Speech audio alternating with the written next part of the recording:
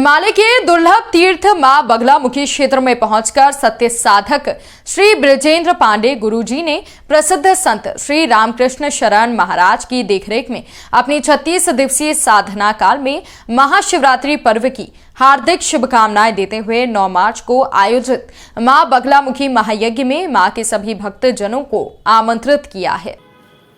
उन्होंने बताया कि लोक कल्याण के लिए आयोजित ये विराट यज्ञ संत श्री रामकृष्ण महाराज के सानिध्य में संपन्न होगा।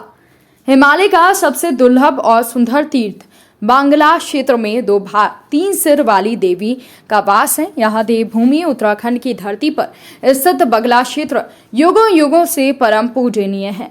10 महाविद्याओं में से एक मां बगलामुखी का भूभाग पवित्र पहाड़ों की गोद में स्थित एक ऐसा मनोहारी स्थल है जहां पहुंचकर आत्मा दिव्य लोक का अनुभव करती है। भारत भूमि में मां के अनेकों प्राचीन स्थल हैं। इन तमाम स्थलों में हिमालय के आंचल में स्थित मां बगलामुखी क्षेत्र का महत्व सर्वाधिक है। पौराणिकता के आधार पर इसके महत्व की प्राथमिकता पुराणों में सुंदर शब्दों में वर्णित है। स्कंद पुराण के केदार खंड महात्म्य में बंगला क्षेत्र की बड़ी विराट महिमा वर्णित की गई है। केदार खंड के 45वें अध्याय से स्वयं भगवान शिव माता पार्वती को इस क्षेत्र की महिमा का रहस्योद्घाटन करते हुए कहते हैं कि ये क्षेत्र बहुत सुंदर क्षेत्र है। ये 4 योजन लंबा और 2 योजन चौड़ा है। भिलगणा नदी के समीप इस पावन स्थल के बारे में भगवान शिव माता पार्वती से कहते हैं कि ये पावन स्थल परम गोपनीय है और ये क्षेत्र अनेक तीर्थों से युक्त है। भगवान शिव के नाना पिंडी के स्वरूपों से ये शोभित है। बगला क्षेत्र सभी मनोकामनाओं का फल देने वाला है।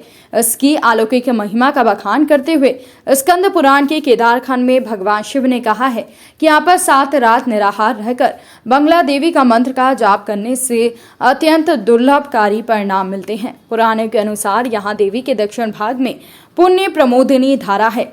उसके उत्तरी तट पर भगवान विष्णु की 4 भुजा वाली मूर्ति है जिसके दर्शन करने से मनुष्य कृत्य हो जाता है। उसने क्या नहीं किया, यहाँ के बारे में महादेव जी महादेवी को एक गुप्त रहस्य बताते हुए कहते हैं कि बंगला क्षेत्र के दक्षिण दिशा में 3 सिर वाली देवी का वास है।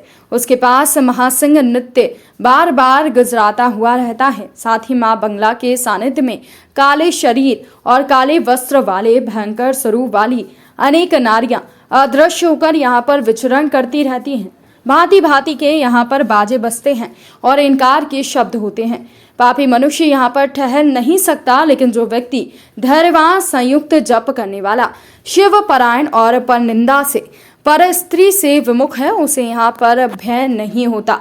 निर्भयता से ही यहाँ पर सिद्धि प्राप्त वो कर लेता है।